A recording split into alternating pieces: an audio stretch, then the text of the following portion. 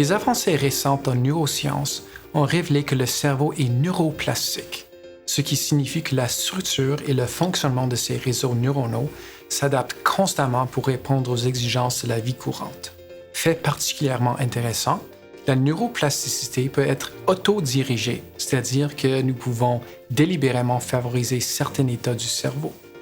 Nous pouvons entraîner ce dernier pour le prédisposer au bonheur, à la résilience, à la compassion, par exemple. Si vous avez déjà tenté d'entraîner vos facultés mentales, vous savez combien l'exercice est difficile. Même après une vingtaine d'années à pratiquer la méditation, mon esprit continue d'évoquer des souvenirs du passé teintés de regrets, des commentaires actuels porteurs de jugement et des visions pessimistes de l'avenir. Ces histoires me préoccupent beaucoup moins qu'avant, mais je me demande tout de même pourquoi il est si difficile de chasser les pensées négatives. Selon certains psychologues, la persistance de ces pensées s'explique par la façon dont notre cerveau a évolué en intégrant le penchant négatif. D'un point de vue évolutif, il est plus pressant de fuir les dangers, comme les prédateurs ou les voisins hostiles, que de chercher les choses gratifiantes comme se nourrir, s'abriter ou avoir des relations sexuelles. Autrement dit, mieux vaut ne pas manger que d'être mangé. Ainsi, depuis des millions d'années, les animaux qui sont particulièrement attentifs aux dangers sont plus susceptibles de survivre et de se reproduire que ceux qui ne le sont pas. Les signes du penchant négatif sont partout. Imaginez que votre patron évalue votre travail. Même si 95% de ses commentaires sont positifs, il y a fort à parier que vous retiendrez avant tout les quelques points négatifs. Songez à la place qu'occupent dans votre esprit les pensées négatives par rapport aux pensées positives. Certains chercheurs croient que les gens ont en moyenne 4 pensées négatives pour chaque pensée positive.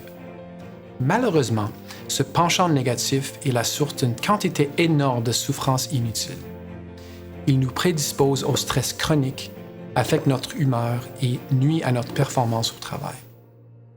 Si nous parvenions à renverser ce penchant, ou du moins à l'atténuer, nous verrions une foule d'effets positifs sur la pensée, la créativité, la confiance en soi et le courage.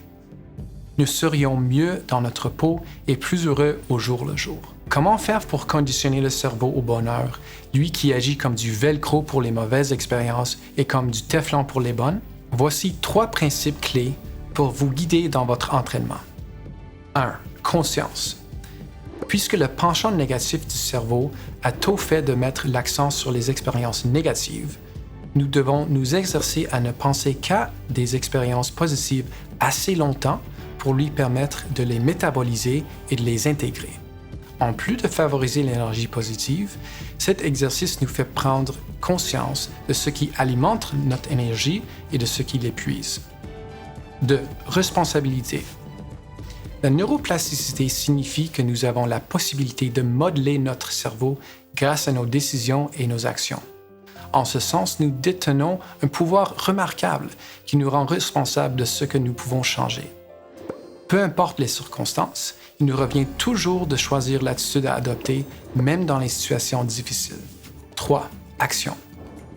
Vous avez sans doute remarqué que les pensées négatives tendent à en attirer d'autres. L'angoisse et les tiraillements peuvent même faire partir notre humeur en vrille. Pour éviter de s'enliser, il faut agir. Il n'est pas toujours nécessaire de prendre des grands moyens, même des petits gestes peuvent nous aider à avancer. Essayez d'appliquer ces principes à votre entraînement cérébral. Vous pourriez en constater les effets positifs sur votre humeur.